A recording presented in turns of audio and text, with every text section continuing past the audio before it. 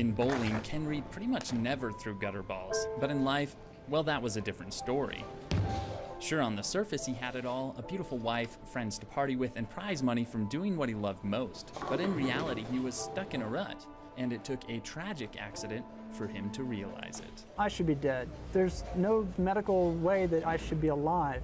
I lacerated my liver, broke all my ribs, suffered a closed head injury. I mean, I was in bad shape. I had so much fluid on my lungs and all. They put 11 chest tubes in me, trying to get all the fluid off of my lungs. And they figured I would drown in my own blood. February 1990, Ken Reid had recently joined the Pro Bowlers Tour. He was winning money, trophies, and attention. 2 trophies in particular illustrate his success: wooden pins from bowling perfect games. I was drinking a lot. I didn't realize what I was doing. I was drinking beer every night, and I was living life on the edge. I felt I was, basically, I guess indestructible. I felt like I could do anything, and that there wasn't going to be any problems. There wasn't going to be a car accident. There wasn't going to be anything like that happen. And when my buddy, said that his speedometer did something really weird when it gets up to 100 miles an hour, I said, go for it. Let's do it. It was late at night, and Ken and his friend Bob were drunk. At 100 miles per hour, the bend in the road in front of them became a launch pad for Bob's 1987 Corvette. Ken says it flipped end over end 5 times before landing. I was in the passenger side hanging on to the door, and the T-roofs were open, so when I was holding on to the door, I ripped all the tendons and muscles in my arm and landed on the right side, and so I broke my collarbone in 7 places. Without a seatbelt, the car threw Ken into a ditch 150 feet away. He lay there unconscious on the verge of death with a destroyed bowling arm and a broken back. I was very upset with God when it first happened. I mean, I really wanted to just lash out. I put a lot of blame on myself, that I put myself in that situation to even be in that car, being that drunk and not taking responsibility for what I did. Ken says it was hard to accept the fact he might be bound to a wheelchair the rest of his life. The whole thing of the doctor coming in and telling me, first of all, he told me I was going to be paralyzed, I would never walk again in my life. He said that the damage that was done to my spinal cord was, pretty extensive, and he says, odds are you're not going to be able to walk again. Well, the arm part of it, I asked him, so will I still be able to bowl? And he goes, Ken, I doubt it. He goes, you're probably not going to be able to use that arm at all. He goes, you're probably going to need help transferring and everything. He goes, son, you need a reality check. This has really happened to you, and your whole life's changed. I was like, well, I was mad.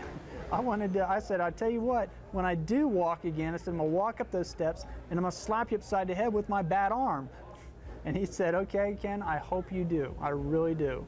Ken had to relearn how to do everything he used to do with ease. Simple things like getting dressed were immense challenges during rehab. The nurse came in the first day that I was in there and laid the clothes on the bed and stuff and said, you need to get yourself dressed. And so, I started getting my wife to help me, and he goes, oh, no, you need to get yourself dressed. And I was like, why can't my wife help me? And he asked my wife to leave the room and came back in, and he told me, he says, Ken, he goes, I would love to get you dressed. He goes, I would love to do it for you. He goes, but you have to become independent. You have to be able to do this on your own. And I was like, I was still mad because it took me 30 minutes just to get my shirt on, let alone put on pants. By the time I was fully dressed, I was dead beat. I was ready to go back to sleep for the rest of the day. As Ken continued to get used to his new body, he was faced with another challenge. His wife, Becky, who'd stayed by his side all through rehab, suddenly walked out on him. For Ken, life couldn't have gotten any darker.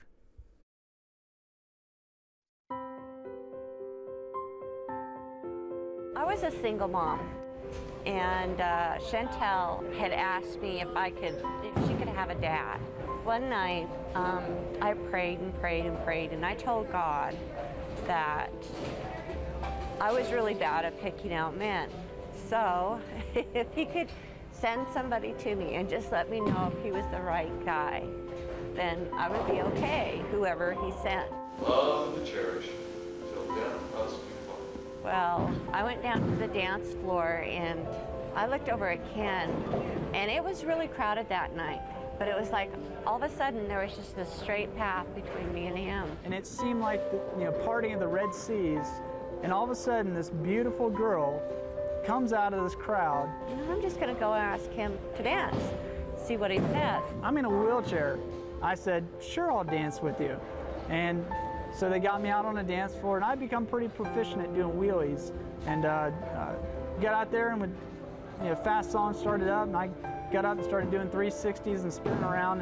And then there was a slow song that came on. She wanted to get off the dance floor, and I grabbed her hand and pulled her down on my lap. He just kind of turned around, and it was just so romantic. And then I remember at 12 o'clock, I guess it was 12 o'clock when we were doing the slow dance, all this confetti and stuff started floating down from the ceiling, and it was just so magical. Then after that, we had talked for a while, and we went out and we spent 3 hours talking out in the car about his life and what was important to him, and I told him what was important to me.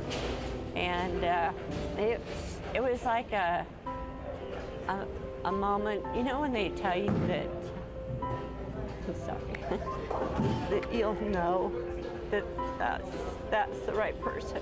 That was the moment where I knew in my heart. We didn't realize how serious it was with Ken till they called up one day and said they were going to get married. I was thinking it was quite a load for Vicki to take on, but she seemed happy and content with what she was doing.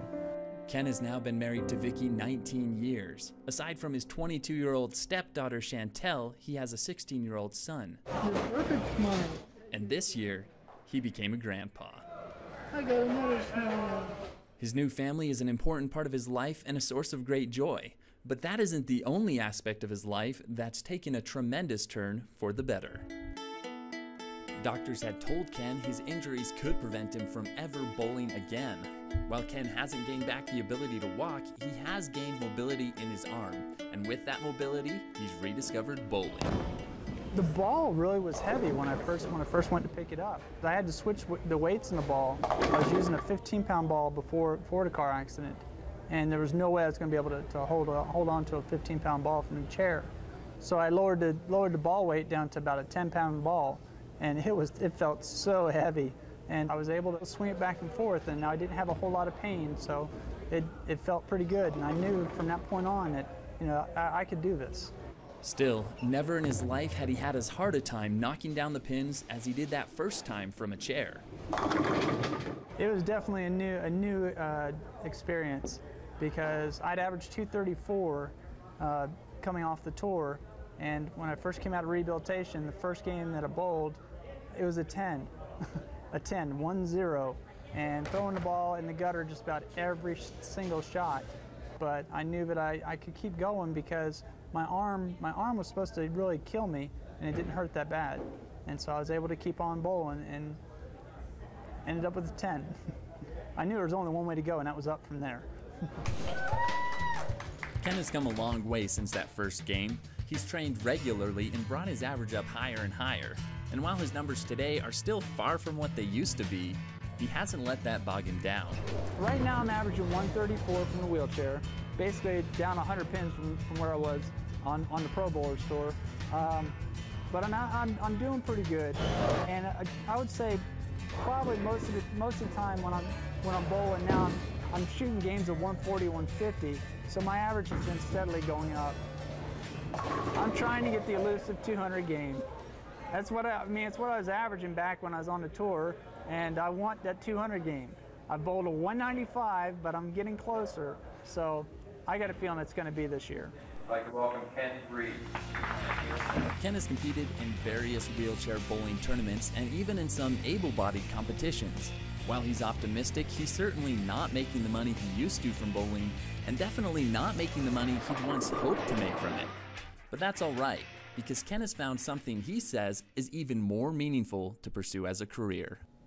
Somebody that would go to the ends of the earth to help out any client, anybody here in the office, trying to help people just gain or maintain their independence, really, whatever it might take.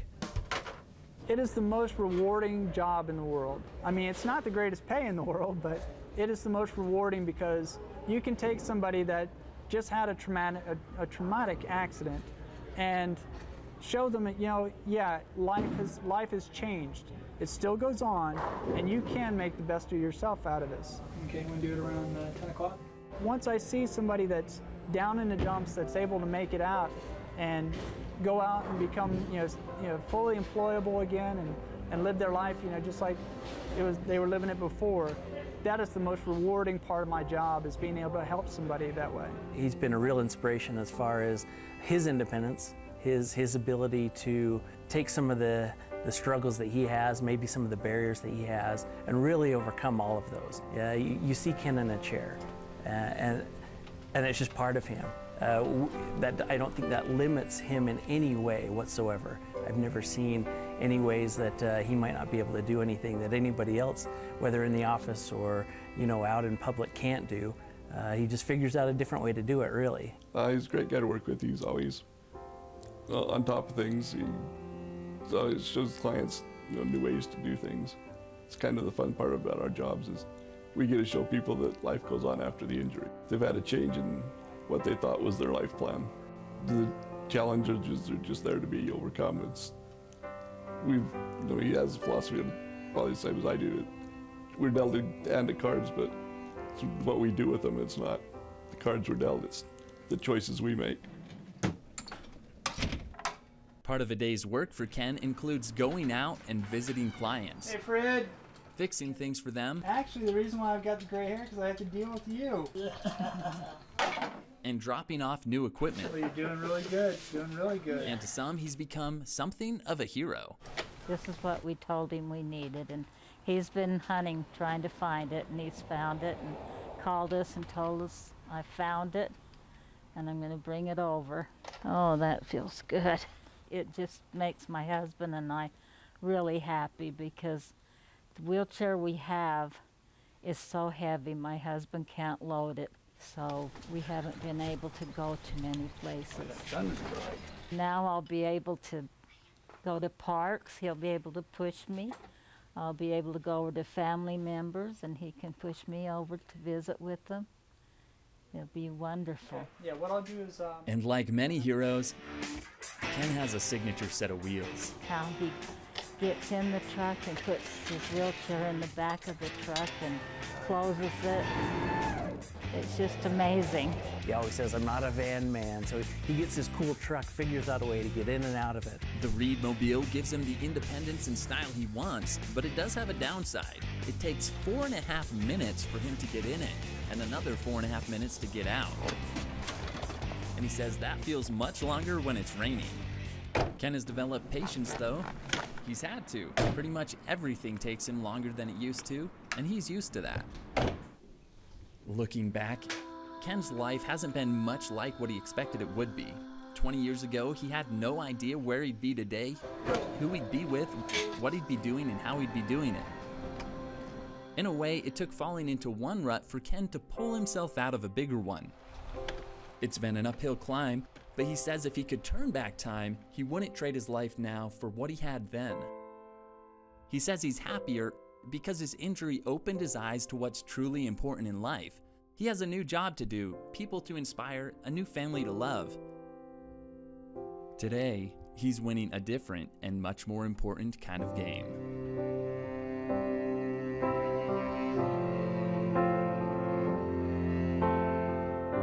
So even when I'm hurting, when the clouds are gray and swirling, I can feel the beauty in their hue. Happiness is a choice within me. Joy is in the journey.